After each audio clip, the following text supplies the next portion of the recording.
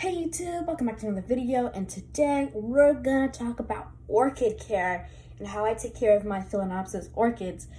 So I pretty much rescue all of my orchids. I don't really buy them. I kind of just go to big box stores and I save my rescue files, but I will order orchids online. But this is just a Phalenopsis care guide. I will be doing oncidium and cattleya care guides later.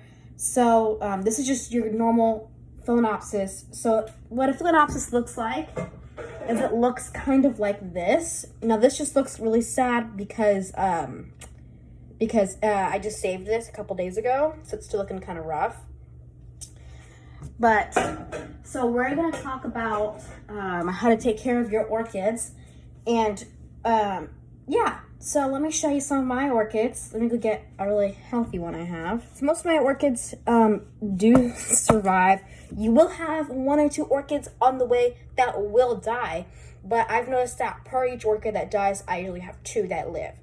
So this is one I've had. I got this for my birthday, and as you can see, it's got this little crispy little like top handle. It's got that crispy top, and then it has a new leaf trying to break through. You see that? But anyhow, so this is just kind of like mini Phalenopsis and regular size Phalenopsis, but all of my regular size Phalenopsis are all rescues. They are all rescues. None of them have really ever been I never gone out to the store and bought, except for this one. This one, I again, given to me for my birthday. So what I do is, you can keep them in moss, or I like to use bark chips. So I'm gonna use this orchid as example. This orchid, it's perfectly healthy. It just is slightly dehydrated, just from sitting out in the Florida sun. It's perfectly healthy though.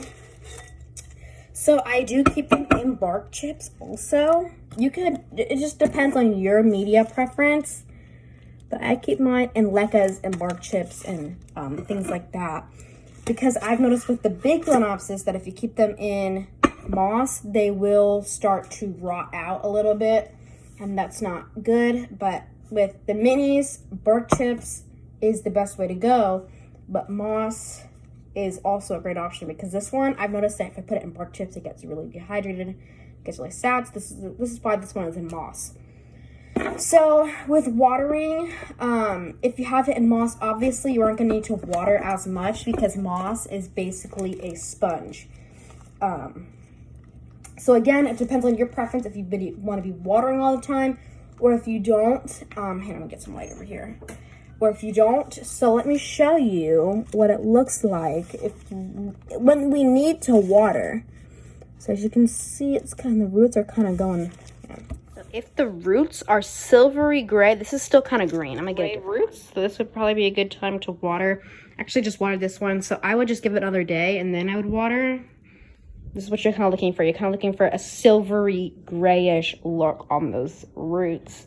As you can see, I do have a little spike starting down there, a little flower spike. So that is Phalenopsis watering. Now let's talk about fertilizing. So I do use, it's called the Better Grow Orchid Plus. Let me go grab it real quick and I'll show you. This is the Better Grow Orchid Plus food that I use. This is not the blooming food. I don't have blooming food because I've not needed it yet. But when it starts becoming fall and it starts getting cooler outside, I am going to start switching to the blooming food. So this is the 2014-13. This is great for foliage. Foliage means leaves. You just add 1 teaspoon to a gallon of water. It's really good stuff. I dilute this by half. So it says 1 teaspoon per gallon of water. I would use half of a teaspoon per gallon of water. Or if I'm using, I just make small batches. I make 1/4 gallon of water. Let me show you what I do. So what that would mean, so if I'm doing a 1/4 gallon of water, that would mean I need 1/8 of a teaspoon. So what I do is I use the back right here. There's no scooper. I just kind of pick up a little bit like that, and I just add this much to a 1/4 gallon of water. So that is fertilizing. Now let's talk about the lighting.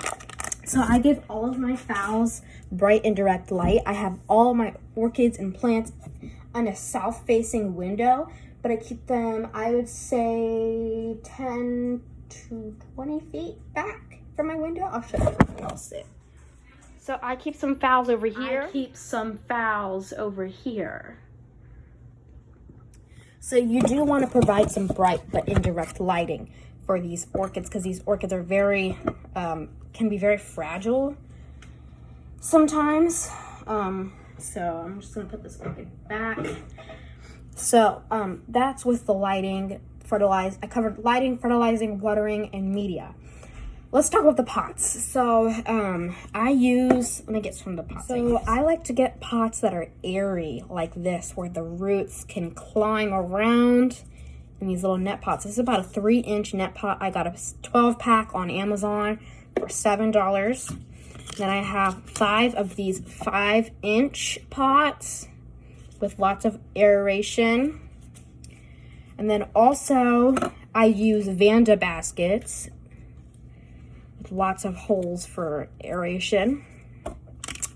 So a pot, let me show you, a pot like this is not suitable for orchids because there's not enough aeration around the roots.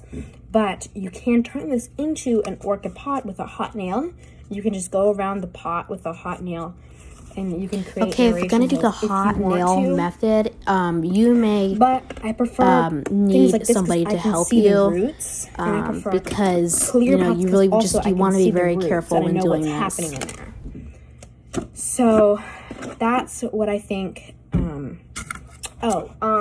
Also, that's pretty much it. Oh, if you have a water softener at your house, I would just collect some rainwater.